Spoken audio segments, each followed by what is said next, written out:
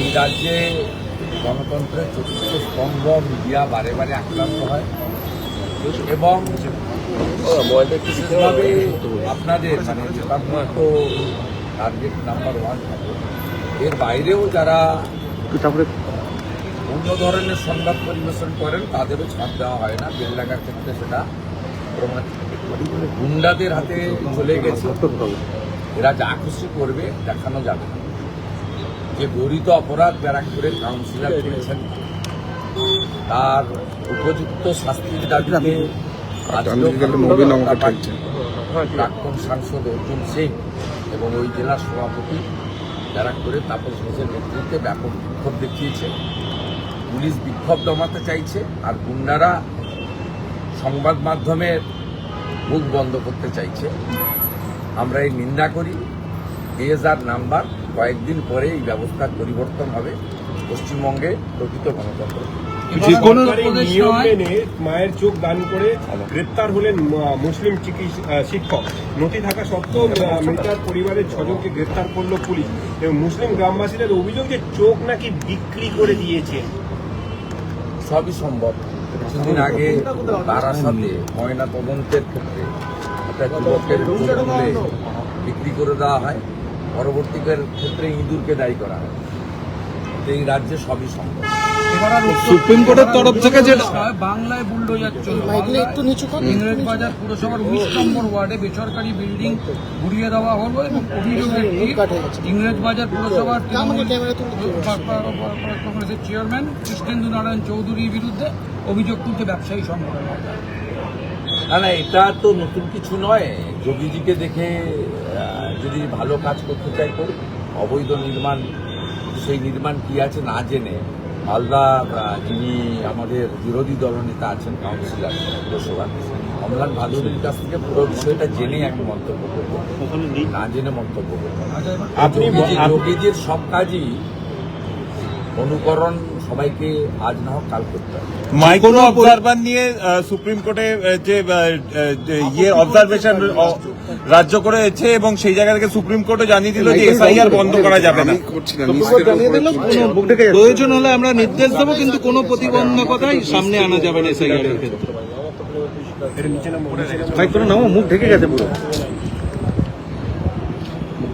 আমাকে তলা দিয়ে কেউ তো দেখুন, আপনারা টুকরো টুকরো যা পাচ্ছেন আমিও পাচ্ছি, সেটা থেকে মন্তব্য করতে জাজমেন্টটা পিছিয়ে যাবে বা আসার পক্ষে আজকের জাজমেন্টটা এটা ইন্টারিম জাজমেন্ট, ফাইনাল নয়। সেটাও আমি জানি না উনি ডিসপোজ আপ করবেন না পেন্ডিং রাখবেন। এটা মহামান্য প্রধান বিচারপতির বেঞ্চেস মানে 3 জাজেস বেঞ্চের ব্যাপার।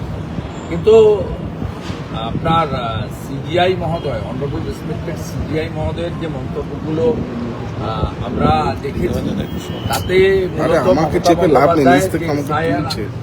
আটকানো এবং ভণ্ডুল করার প্রক্রিয়া সেটা বাধাপ্রাপ্ত হয়েছে এবং বিশেষ করে ইলেকশন কমিশন আজকে যেভাবে গাইডলাইন মেনে এ ক্যাটাগরি ইয়ারও সেটাও বলেছেন এবং মাইক্রো অবজারভার তোলার যে মরিয়া প্রয়াস সেটাও প্রমাণিত হয়েছে এবং মাইক্রো অবজারভারদের যে পাওয়ার এবং ফাংশন বলেছে কার্যত এরা ওয়াচারের ভূমিকা নিয়েছেন। কিন্তু আমাদের আরপি অ্যাক্ট অনুযায়ী নাম তোলা বা খারিজ করার কমপ্লিট পাওয়ার ইয়ারোদের। 2টো কলম থাকে, 3টে কলম থাকে না, অ্যাকসেপ্ট অবলিক রিজেক্ট। এবারে যদি ভুয়া যেগুলো মানে সন্দেহজনক তাকে আপনি অ্যাকসেপ্ট করেন, সেক্ষেত্রে ইয়ারোদের বিরুদ্ধে আমরাও ফাইনাল ভোটার লিস্ট বেরোনোর পরে ভোটে যেতে পারি অ্যাজ এ স্বীকৃত রাজনৈতিক দল এবং ভোটার হিসেবে আমাদেরও এভরি রাইট আছে। তাই মাইক্রো অবজারভাররা যেমন নজরদারির কাজ করছেন, তেমনি যেখানে সন্দেহজনক আছে, যার নাগরিকত্ব নিয়ে প্রশ্ন আছে, এই রকম ভোটারদের যদি ইনক্লুড করেন মমতা বন্দ্যোপাধ্যায়ের কথায় বা নন্দিনী চক্রবর্তীর কথায় বা আইপ্যাকের বুদ্ধিতে, তাহলে ইয়ারোদের কপালেও ভবিষ্যতে কিন্তু দুঃখ রয়েছে। যে রাস্তাটা তৃণমূল কংগ্রেস এবং তার নেত্রী কলকাতাতে সুপ্রিম কোর্টে খুলে দিলেন, তার ফলে ফাইনাল ভোটার লিস্ট পরে সন্দেহজনক অবৈধ অনুপ্রবেশকারী, মূলত বাংলাদেশি মুসলিম এবং রোহিঙ্গা, এদের নাম যদি ভোটার তালিকায় থেকে যায়, 18 বছরের নিচে যদি কোনো লোকের নাম থেকে যায়, মৃত লোকের যদি নাম থেকে যায়, আমাকে তার ফুল রেসপন্সিবিলিটি গোজ টু ইআরও। এবং আমাদের ক্ষেত্রে দুটি আরো অপশন রয়েছে। ইআরওরা যদি ভুয়া নাম রেখে দেয়, আমাদের কাছে যদি তথ্য থাকে, আমরা ডিইওর কাছে আপিল করতে পারবো, অর্থাৎ district electoral role registration officer মানে ডিএম, এবং ডিএম যদি আবার নবান্নর হস্তক্ষেপে আমাদের বক্তব্য না নেন, ভাইট করে, আমরা কিন্তু ফাইনালি সিওর কাছে আসতে পারবো, এবং সিও যদি রিজেক্ট করে তখন আমরা কোর্টেও যেতে পারবো। অতএব যে মূল উদ্দেশ্য নিয়ে মমতা বন্দ্যোপাধ্যায়ের অভিযান, নাটক, ড্রামা, এক শ্রেণীর সংবাদ মাধ্যমে বলা ইতিহাস তৈরি করলেন, সে কি ইতিহাস লোক দেখলো? উনি চেষ্টা করেছেন এসআইআর বন্ধ করতে, উনি চেষ্টা করেছেন 2024 লোকসভা ভোটে যে ত্রুটিযুক্ত ভোটার তালিকা, তাকে সামনে রেখে নির্বাচনে যেতে। সেই উদ্দেশ্য তার এখন সফল হয়নি বলে আমার মনে হয়েছে, এবং এটাই হওয়া উচিত। আজকেও রাজ্যের সওয়াল আধার কার্ড নিয়ে, আধার কার্ডকে কেন রাখতে? নতুন কয়লা মামলায় বুধবুদ থানার ওসি মনোরঞ্জন মণ্ডলকে আজকে আবার তলব করেছে ইডি, এবং আজই তাকে দেখা করতে বলা হয়েছে, এবং একই সঙ্গে লালা ঘনিষ্ঠ কয়লা মাফিয়া চিন্ময় মণ্ডলকেও তলব করা হয়েছে। আটকে দেওয়া উচিত, আটকে দেওয়া উচিত। টাকা কোথায় পাঠাতো জানা দরকার, কোন সিপির কাছে, কোন আইজির কাছে, কোন এডিজির কাছে, কোন লোকের কাছে টাকাগুলো পাঠাতো। মনোরঞ্জন তো একা খায়নি, 25 রেখে 75 পাঠিয়েছে, এটা কলকাতাতেই পাঠিয়েছে। সেটা কোথায় পাঠিয়েছে জানা দরকার, বাংলা জানতে চায়। হুমায়ুন কবির দাবি করছেন যে তৃণমূলের নেতারা তার সঙ্গে যোগাযোগ রাখছেন, 14টা সিটে আসন সমঝোতা করতে চেয়েছিল, মানে একজন নেতাকে সাসপেন্ড করা হলো, আবার তার সঙ্গে যোগাযোগ। তৃণমূলের উত্তর দিতে পারবে, আর হুমায়ুন কবির এই বিষয়ে বলতে পারবে, আমি বলতে পারবো না। তবে আমি এটা বলি, ওবিসি সংরক্ষণ, এ বির জটিলতা, ওয়াকফ অ্যামেন্ডমেন্ট বিল ইত্যাদি সব মিলিয়ে একটা বড় অংশের মুসলিমরা মমতা ব্যানার্জির উপর ক্ষুব্ধ ছিল। সেই ক্ষুব্ধ মুসলিমরা যাতে অন্য কোথাও না চলে যায়, সেই জন্যই হুমায়ুন কবিরদের দিয়ে এই ফাঁদটা, এই নাটকটা তৃণমূলই করিয়েছে। এটা আমরা বারে বারে বলেছি, আজও বলি।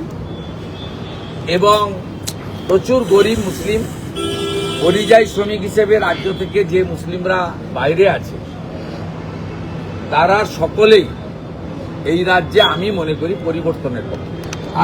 আজকেও আধার কার্ড নিয়ে রাজ্য সওয়াল করলো সুপ্রিম কোর্টে। আধার কার্ড নিয়ে এত রাজ্যের মাথা ব্যথা কেন? মান্যতা দেওয়ার জন্য? বাংলাদেশি মুসলিম অনুপ্রবেশকারীদের, জামাতিদের রক্ষা করার জন্য, হরিহরপাড়ায় হাজারি মাদ্রাসা বানানো 7 শেখদের, জঙ্গিদেরকে রক্ষা করার জন্য, ক্যানিং এর জাভেদ মুন্সি, কাশ্মীর এসটিএফ, আরডিএক্স নিয়ে এখানে ছিল। 2 কিলোমিটার দূর থেকে রিমোটে গাড়ি তুলতে উড়াতে পারে।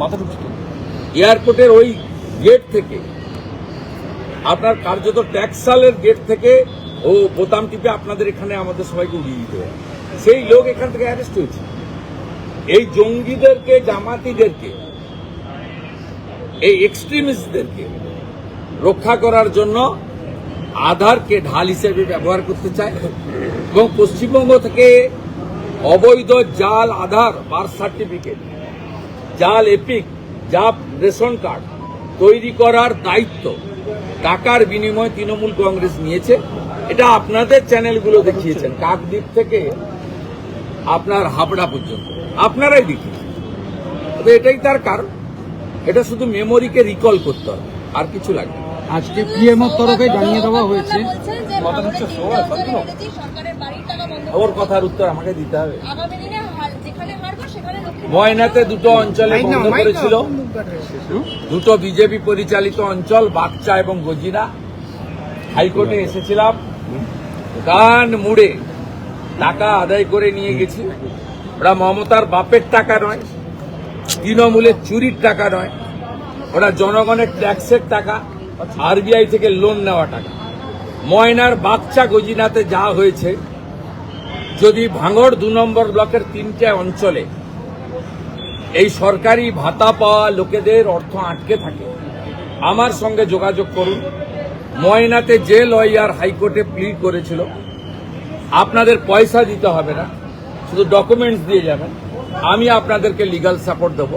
অপোজিশন লিডারের কাজ এটা, বিজেপি এটা শিখিয়েছে যে যারা those who are torture by the state government and the state ruling party, তাকে প্রোটেকশন দেওয়ার কাজ অপোজিশন লিডারের। মুখ্যমন্ত্রী সবার হতে পারেননি, তো অপোজিশন লিডার অত্যাচারিত মানুষের প্রতিনিধি হওয়ার চেষ্টা করেছেন। এটা বিজেপির আদর্শ, বিজেপির দেখানো পথ। এবং পিএমওর তরফে জানিয়ে দেওয়া হয়েছে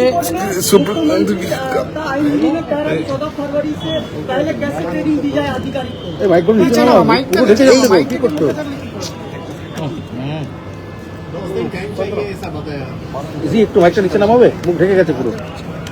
দেবাঞ্জন একটু মাইকটা নিচে করো, মুখ ঢেকে গেছে।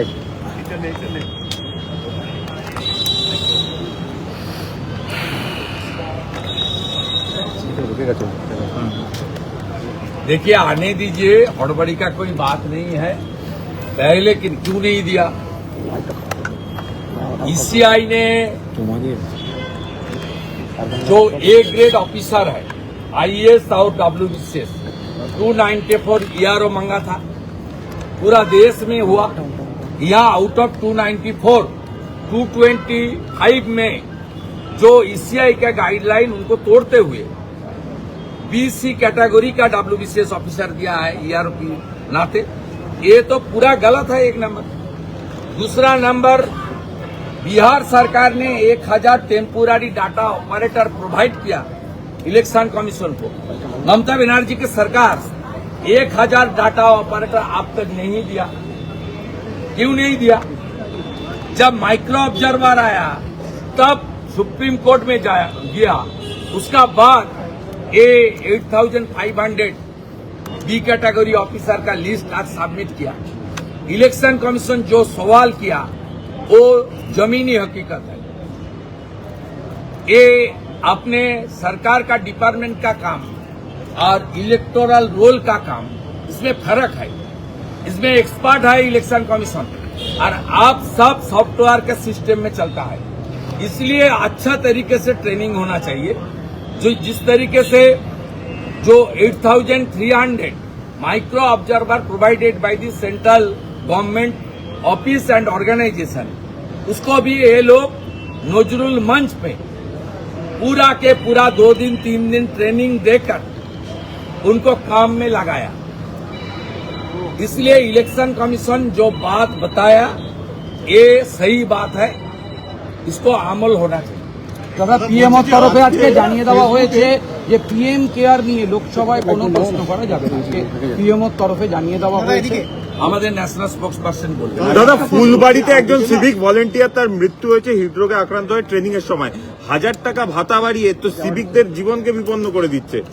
প্রপার ট্রেনিং না, অত্যন্ত দুঃখজনক। আমরা এই নিন্দা করি। 1,15,000 ছেলের মধ্যে 4-5 হাজার ছেলেকে এরা তোলার কাজে লাগায়। ওদের কাছে 10,000 কিছু না, ওরা 50,000 1 লাখ করে। বাকি 1,10,000 ছেলেকে এরা মারছে।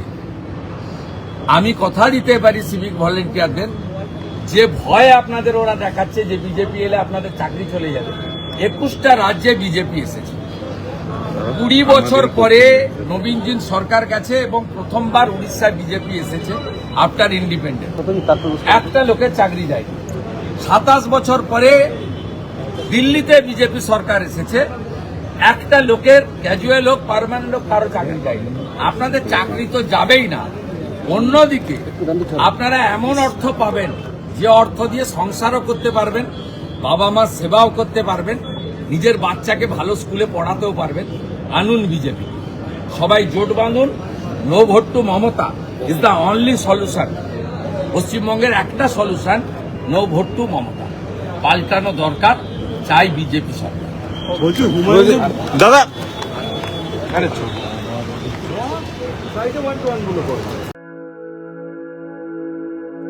আপনি কি জটিল কিছু সমস্যায় ভুগছেন?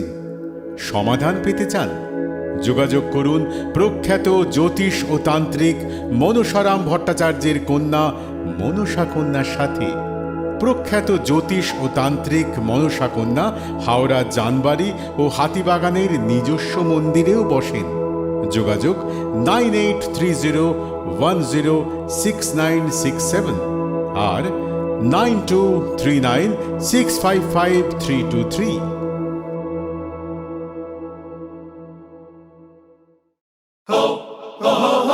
পুজো মানে জমকালো লাইন, Dropbox লোফালুফি আইন,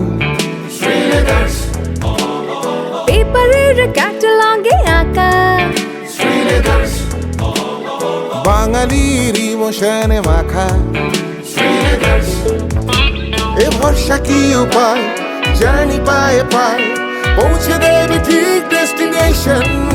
বিশ্বমান শ্রীলেদার্স, খাঁটি দাম শ্রীলেদার্স। শ্রী লেদার্স, হাওড়া ময়দান।